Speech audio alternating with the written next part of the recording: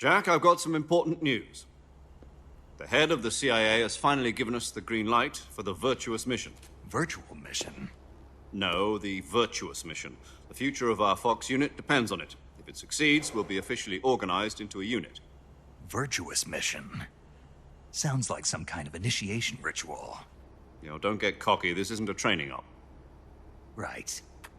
So what exactly is this wonderful mission?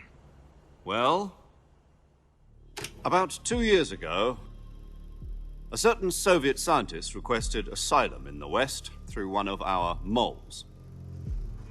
His name is Nikolai Stepanovich Sokolov. He's head of the OKB 754 Design Bureau, one of the Soviets' top-secret weapon research facilities, and the East's foremost expert on weapons development. Sokolov? Isn't he that famous rocket scientist? The very same. On April the 12th, 1961, the Soviets achieved the first manned spaceflight in history.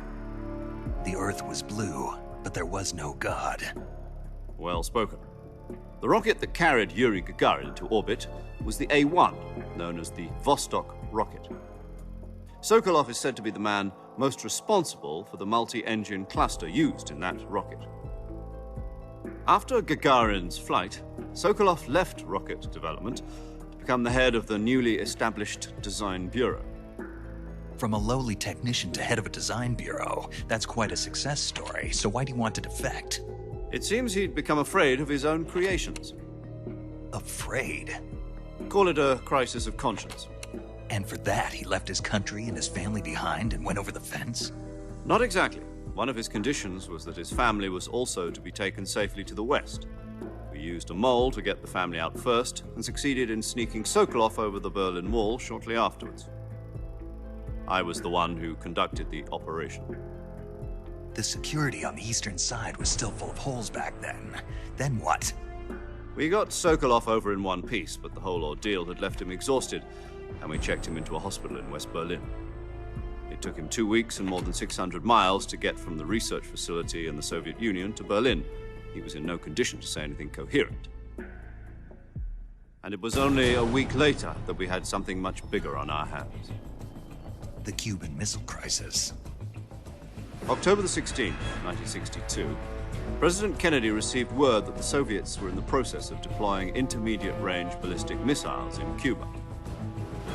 The President demanded that the Soviets dismantle and remove the missiles. At the same time, he announced a naval blockade to prevent further missile shipments from reaching Cuba. But the Soviets didn't back down, instead placing their armed forces on secondary alert. Soviet transport ships carrying missiles continued on course towards Cuba. US and Soviet forces went on alert for an all-out nuclear war.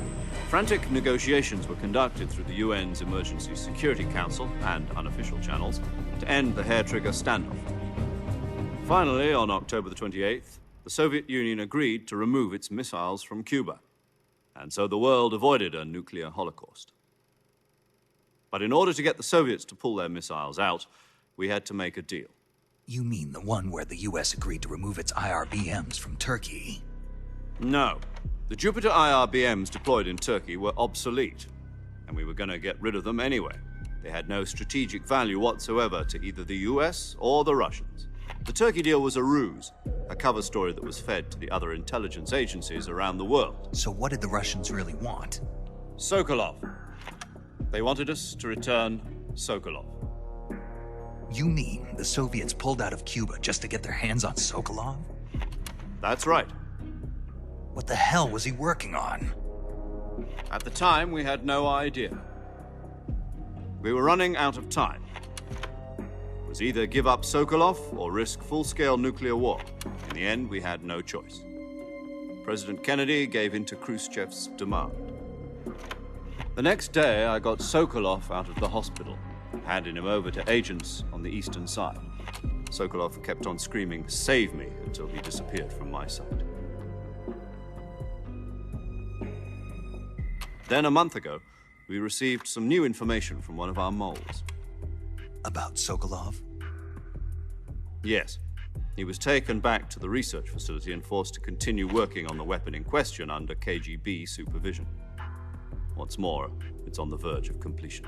So what kind of weapon is it? Something to do with space rockets? No, missiles. Same technology. I guess you're right. We don't know the details, but it appears to be a new kind of nuclear device. For half a year now, the Soviets have been conducting frequent nuclear tests at Semipalatinsk. Something to do with the weapon, I assume. We're talking about a secret weapon so big that Khrushchev was ready to pull out of Cuba to get it back. Is Sokolov still in the facility?